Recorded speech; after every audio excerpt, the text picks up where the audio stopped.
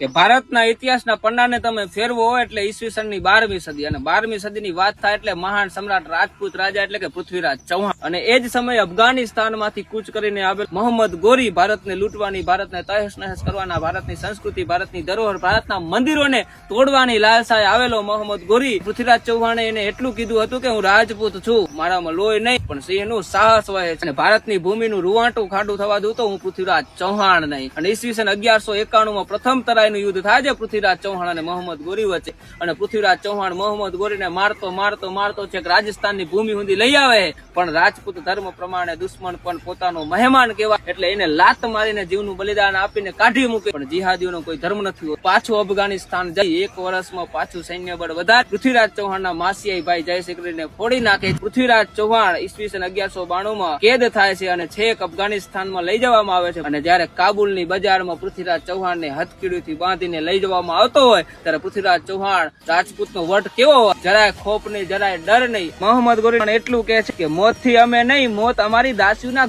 ઘૂંઘરું પહેરીને નાચે છે અને એટલું કહેતા પૃથ્વીરાજ ચૌહાણની 2 આંખો ફોડી નાખવામાં આવે છે. ત્યારે કવિ ચંદ્રપ્રદાય કહે છે કે 4 બાસ 24 ગજ અંગુલ અષ્ટ પ્રમાણ તાવ પર સુલતાન હેમત ચૂકે ચૌહાણ અને એટલું જ કહેતા પૃથ્વીરાજ ચૌહાણ શબ્દભેદી બાણ છોડે છે અને એક જ તીરે હેડ. મોહમ્મદ ગોરી ન્યા લાંબો થઈ જાય. આ ભારતના રાજપૂતો છે, આ ભારતના રાજાઓ છે જેને ભારતની સંસ્કૃતિ, ભારતની ધરોહરને બચાવવા પોતાના જીવની આહુતિ આપી દીધી.